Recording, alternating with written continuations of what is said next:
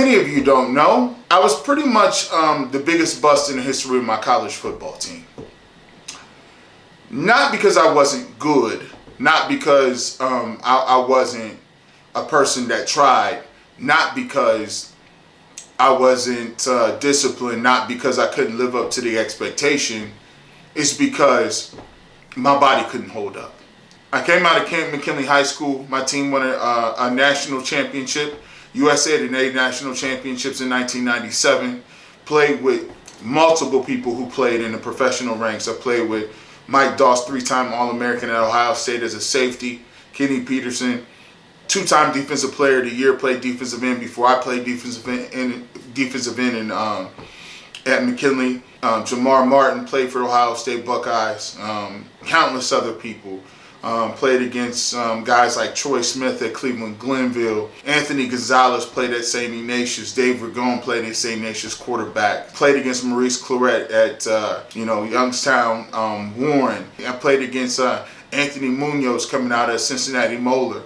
I was able to play in 97 and play in 98. We won a back-to-back state championship. Only public school to ever win a national championship. Only public school to come back again and win a state championship back-to-back in 1998. You ever talk about a guy who peaked in high school? I'm the poster child for peaking in high school. My first surgery I had, it was after my junior year in high school, where I had to have a bone surgically removed from my calf after my junior year. I never really spoke on it and never talked about it because my first scholarships started rolling in after I had a good year and I made All-Ohio after my junior year as a defensive end. I learned quickly that, stuff can be very fleeting, especially when your body starts to break down. I had my second surgery going into my senior year, was plagued by injuries going into my senior year. Pretty much had, turf toe was one of the most painful injuries I've ever had in my life. And a lot of schools really kind of backed off after I had surgery, but I was still ranked very high. Was pretty much probably one of the highest ranked guys to ever play at a MAC school at Ohio University. And when I got there, I had really high expectations put on me. And I was, by all accounts, probably one of the highest rated guys that they had coming out. I really didn't even live up to expectation. I missed 2 calendar years with a torn ACL in my right knee, torn ACL in my left knee. I also had back surgery while I was there and countless scopes. I say all of that to keep it moving. The only thing that is guaranteed in this game of football is the only currency that counts in this game of football is injuries, health. Health is the only currency that counts. It's not salary cap. It's not cap. It's not contracts. It's not draft picks. The only currency that counts in football is health. That is it. Remember that as we move on and we tell the rest of the story. One of the main storylines that's moving around out here is OBJ tears his ACL. My heart goes out to anybody that's torn an ACL. If you have never torn an ACL, you don't know what it feels like to wake up after you had that first ACL surgery and you feel like death. You feel like somebody has tried to amputate your leg. If you've never had an ACL surgery, if you've never felt that feeling of your knee when you have the surgery or when it happens, and then after you have the surgery, it's just gut-wrenching. I almost want to cry every time I see somebody go through it. Every time I see somebody on the field, I get sick to my stomach because I can instantaneously go back to that moment when I'm laying on the field. And I've had an ACL torn from just making a cutting motion, and I've had an ACL tear from blunt force trauma. I've had both. So I know the feeling of both. I know the way it feels to tear both of those ACLs, and I know the 6 to 8 months of the grueling the grueling rehab of having both of those things. And so my heart goes out to him from both. I know he worked really hard at having surgery and rehabbing that and coming back again, and what he needs to go through and what he's going to have to go through to get his body to go through and prepare for that again. But I want to talk about something that I've been really hearing. And there's 2 things. There's a 2-part program that I want to get to in this video. And one of the things that people are talking about is Baker Mayfield better without OBJ in his play. I've heard a lot of people say, is he a better quarterback or is he better? He's playing better without OBJ. From the outside looking in, it looks like he's playing more confidently. It looks like he's, on the outside, look like he's playing less hesitant. It looks like he doesn't look like he's forcing the ball to more people. And it looks like he had a better overall game, more command of the offense, more, he played freer. He looks like he's spreading the ball more. It looks like he just has more fire, more intensity. And he had that comeback against the Cincinnati Bengals. It was one of the best comebacks I've seen him play, and it looks like he's back to the resurgence of the Baker Mayfield of his rookie year. However, I caution people to say this. There's going to be a game, and there's going to be games down the stretch where defenses are going to adjust to certain things. There are certain things that are open in the Browns offense that are only because they have to respect Odell Beckham. Having a number one receiver on that field opens a lot of things up. Underneath stuff for tight ends are open because you can't roll coverage. Other things for Jarvis Landry are open because you can't roll coverage, and you don't have they're gonna constrict the field. Think about where the offense looked at the end of the year when Freddie Kitchens was the offensive coordinator and Greg Williams was the head coach. A lot of the stuff that the Cleveland Browns had success doing earlier in the year, they didn't have so much success moving towards the end of the year because the teams constricted the field. We talked about needing to get a receiver that can get vertical and get deep because Jarvis Landry wasn't one of those type guys. Rashard Higgins weren't one of those type guys. And you talking about how the field gets smaller. You can jam those receivers. You're not going to be able to get that level of separation. And when you're talking about Jarvis Landry, who's already at maybe 70%, Rashard Higgins, who's not a speed burner, and you got Cordell Hodge coming back, and Peoples-Jones, who's a rookie, the game plan will be constrict the field, make them get off jam and bump and run coverage, and constrict everything in front of them and dare them to go downfield.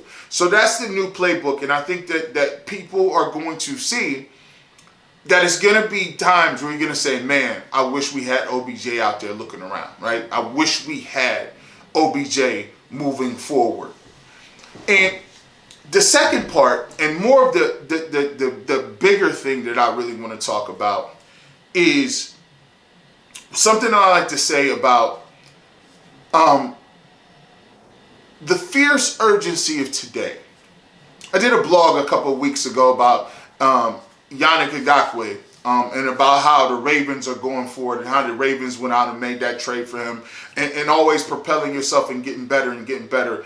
Some of the narratives I'm hearing once again are very flawed, and the OBJ injury points out to this flawed thinking that I hear people say all the time, and it just goes to show that you have to analyze what people are saying and do critical thinking when people tell you this stuff. In terms of somebody saying the Ravens are different because they're in win now mode, ask yourself, what is the difference between the Ravens being in win now mode and the Browns being in win now mode? Ask yourself that question. Because the Ravens, both the Ravens and the Browns, drafted quarterbacks in the first round. One of their quarterbacks just happened to develop at a greater pace than the other quarterback, and Lamar Jackson and Baker Mayfield. The Ravens have a running game that they lean on heavily, and they've invested in picks and free agents in terms of getting Mark Ingram from another team and also going out to get other running backs to augment that. And to do that, and they go get the kid out of Ohio State and they invest in him. The Browns have done so too. Going to get Chubb and then going out drafting Chubb in the second round. In the same way that the Ravens did J.K. Dobbins. In the same way Mark Ingram and the Browns go out and get Kareem Hunt. It's the same thing. The Ravens have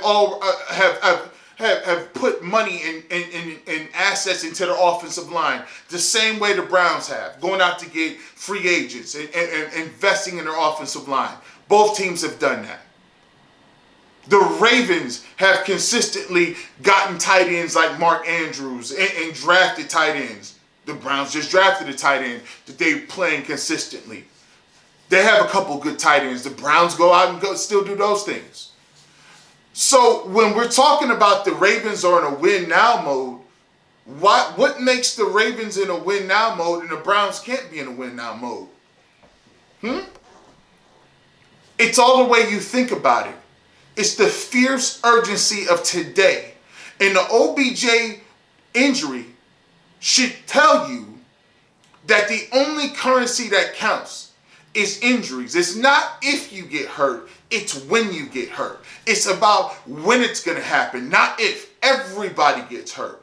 And one of the things that people like to do is they talk about the game of football as if it's the game that you can just plan for this nice, even progression that you're going to say everything lines up really nice and neat and you go to the playoffs one day. You know, this year we're not going to be good. We're going to plan on being good 2 to 3 years down the line. And it lines up really nice and neat where Baker Mayfield finally, the light bulb goes off and he's the leader of the offense and he gets it. And then OBJ, he gets off injury and then he comes back and OBJ's full power. Then Jarvis Landry, I know his hip is bothering him now, but his hip, it grows and it's cool. He's back from injury. And now we get another pass rusher, and then that all comes together, and then Stefanski's in his third year, and we put it all together, put it in a pot of gumbo and everything. It doesn't work that way, people. This year should teach you it doesn't work that way. People get hurt. Things happen. This game is a cruel, savage game. Do you think did the Giants plan for Saquon Barkley to be hurt? Do you think that the 49ers planned for Bosa to be hurt? Do you think that the 49ers planned for their whole team to be out? No. The 49ers didn't think that their whole team would be out. They didn't know that they were not going to sign back DeForest Buckner and send him packing. And then you would have Joey Bosa that turned out that he'd be out for the rest of the year. And that Jimmy Garoppolo would be out. And then you would have Coleman being out. And then you would have Mostert being out some of the games. And then your receivers would be out. No one plans for that. But what you can do is you can take advantage of what you got today. And that's today, the only thing you got promised to you. So the San Francisco 49ers, while you here, they made the most out of last year because you don't know when you're getting back. You make the most of today, the fierce urgency today. And the 49ers did what they could, maximize their utility last year. None of this planning and thought process, well, we really don't need to go out and get a receiver because the Browns really, I know they're 5-2, but we really don't need to do that because we're not going to win anyway. Bill Parcells said, you know what you are? You are what your record says you are. And the Browns' record says they're 5-2, which means that they're in the thick of things. They're in the hunt. And if you make the playoffs, and if you get into the game, everything's a fair game. If you make it into the playoffs, everything's a fair game. Everything. So why not give yourself the best opportunity to do what you can do? And if you get in, give yourself an opportunity to maximize your utility, to be the best team that you can, to do what you need to do, to be the best team, to make the most of your chance. You're not guaranteed tomorrow. You're not guaranteed the next day. You're only guaranteed now.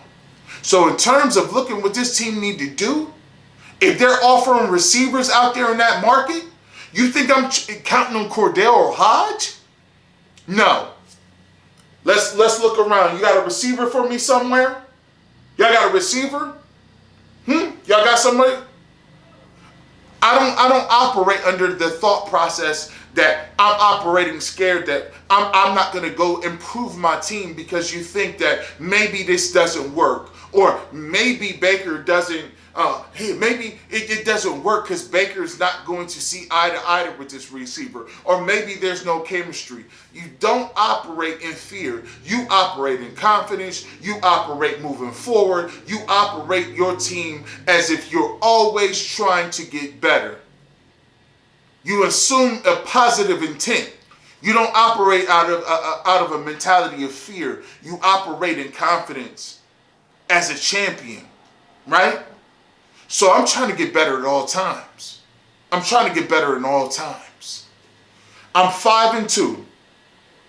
If you would have told me before this year that OBJ would be done for the rest of the year and that your number one back and Nick Chubb is done as well, but you still 5-2, I would have told you you're crazy. But now you look at it and say, you got Chubb out, you got OBJ out, and you're at 5-2. That shows me that you got a pretty good surrounding cast. That you got a pretty good surrounding cast ready to go. Why not go ahead and add to it if you got the assets? Why not go ahead and add to that and keep it moving and keep building on that? One of the things I always got a problem with, one of the things that I always got an issue with is teams that did not, go back, watch my own blogs, teams that always bank on the future instead of talking about today. That's how the Cleveland Cavaliers lost LeBron James. Go back and watch. You wanted to keep the Nets pick that turned out to be the 8th overall pick. All I heard was the Nets pick, the Nets pick. Oh my goodness, we're going to have the Nets pick.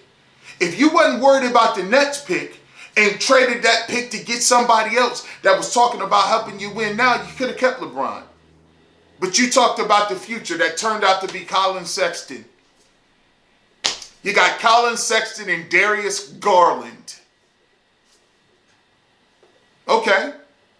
How'd that work out for you? I'm talking about today. Tomorrow don't count. You 5-2.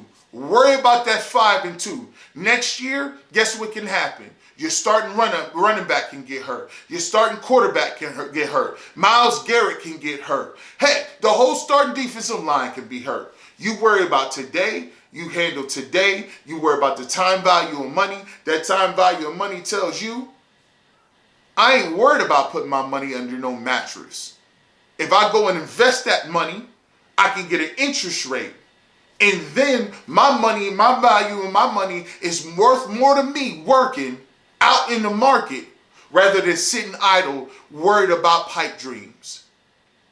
And right now, the Cleveland Browns' money is worth more in the market in a player, as a safety, as a receiver, a linebacker, safety, receiver, linebacker, pass rusher, as it is talking about what you guys are going to do moving forward 3 to 4 years down the line.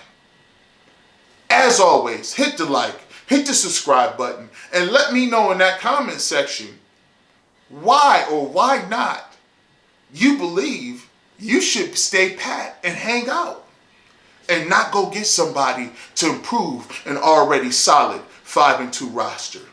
It's the barbershop here.